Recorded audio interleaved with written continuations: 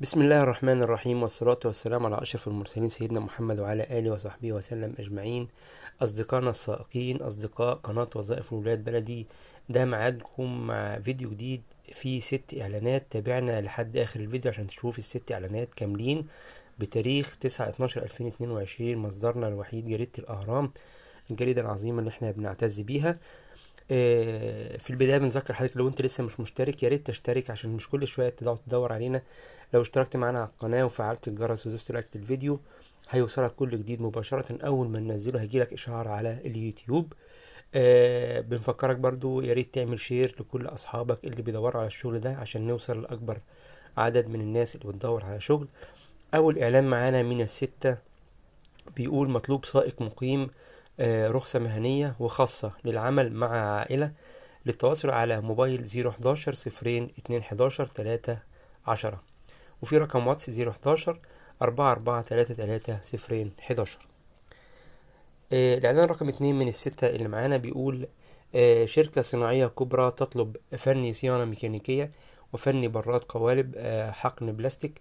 وموضوع الفيديو سائقين رخصة درجة تانية. للاستعلام على 01000 574 698.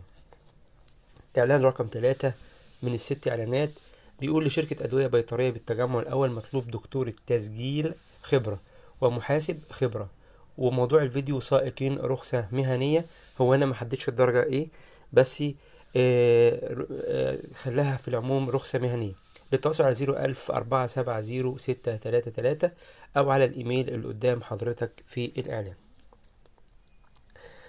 شركة بيتكو للاستثمار والعقاري 3 شارع ابن كثير أمام مديرية أمن الجيزة تطلب للعمل محاسب، وكمان تطلب أفراد أمن.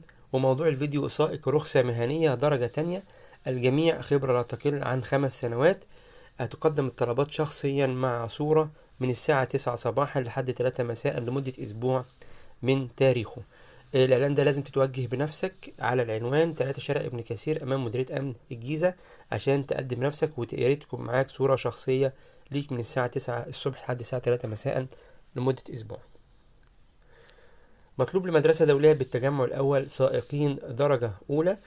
مواعيد الاتصال من الساعة 8 الصبح للساعة 4 العصر. للتواصل على 0122 651 6821. آخر إعلان معانا للتعيين فورا في شركة سياحية كبرى مطلوب محاسبين وسكرتارية. وموضوع الفيديو سائقين ليموزين وحركة سيارات ومناديب لغات وإداريين وكمبيوتر بالقاهرة وشرم الشيخ. للتواصل على أرقام 010 2838 2039 وفي 010 90 6 8 5 8 9 2، وفي رقم أرضي 02 257 8 2 9 4 8. دول كانوا ال6 إعلانات بتوع النهاردة إن شاء الله. تابعونا باستمرار عشان لو لقينا أي حاجة في وسط الأسبوع بننزلها على طول. بنتمنى لكم التوفيق جميعا إن شاء الله. يا ريت تساعدونا إن احنا نوصل لأكبر عدد من الناس اللي بتدور على شغل، ويا ريت تعمل شير لكل أصدقائك ولايك للفيديو. شكرا لكم والسلام عليكم ورحمة الله وبركاته.